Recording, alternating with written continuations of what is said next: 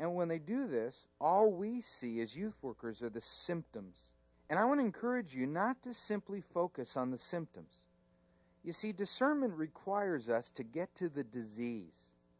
I'm not suggesting that you ignore the symptomatic behavior. For example, if a student shows up to Sunday school drunk, well, deal with the drunkenness, but recognize there's a deeper need that needs a greater response.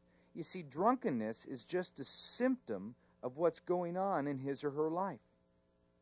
Now, you may be listening and thinking, great, man, I like the look and the touch and the word. I can do that.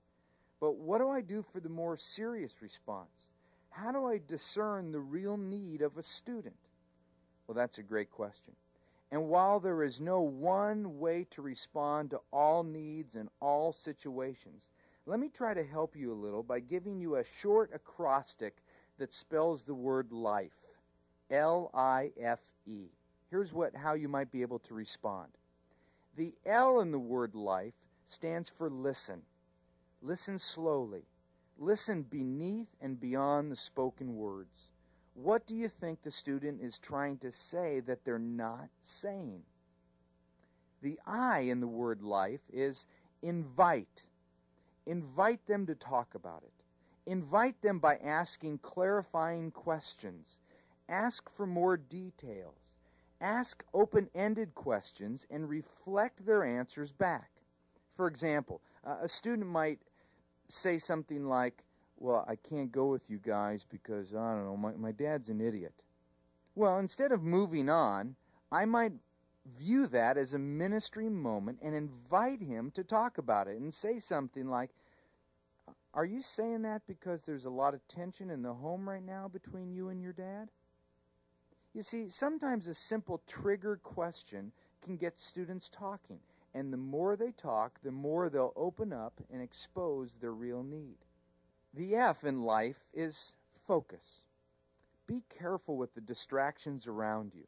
There's usually people and activity and noise, and that means you can be easily distracted.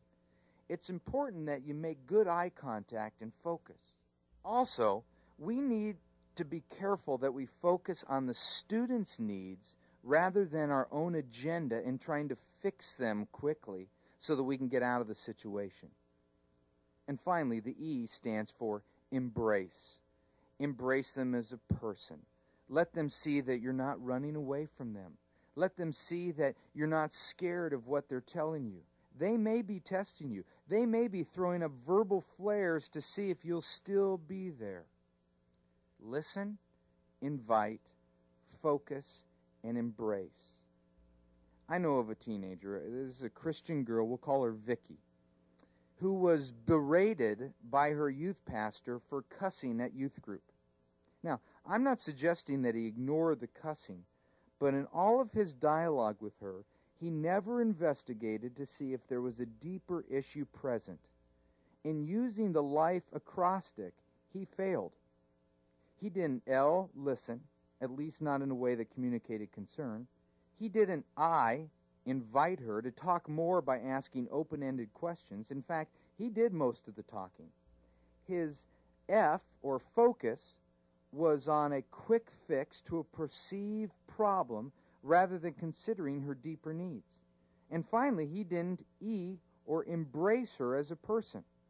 He gave an ultimatum that eventually caused her to leave in a more destructive anger and rage. Now, it turns out that Vicky comes with a lot of heavy life experiences. She was at youth group with a lot of baggage. She had been pregnant at 15. She had an abortion. She already had a DUI. She had been involved with drugs and had just come to youth group from a terrible argument with her father. Was her language inappropriate? Yes, of course. But there were other, bigger issues that needed attention. This youth worker didn't discern correctly, and he messed up a great opportunity to care for Vicky. Now, in your life, can you recall a time when you blew it as a youth worker? I can think of hundreds myself. Now, the youth pastor I just described wasn't me, but it very easily could have been. I've blown it and not used proper discernment on serious situations plenty of times.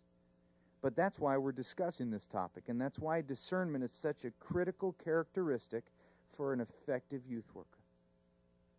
Let me wrap up this tape, and let me remind you that discernment is only one characteristic of an effective volunteer. If you eject this tape with only personalizing one truth, I would hope it would be that discernment communicates genuine concern. We can communicate genuine concern by remembering that discernment races to relationships before relevance, and that discernment recognizes divine appointments in the simple appointments and in the more serious appointments. And when we're talking about discernment, really we're talking about having the mind of Jesus Christ. This hasn't been a session telling us to do more.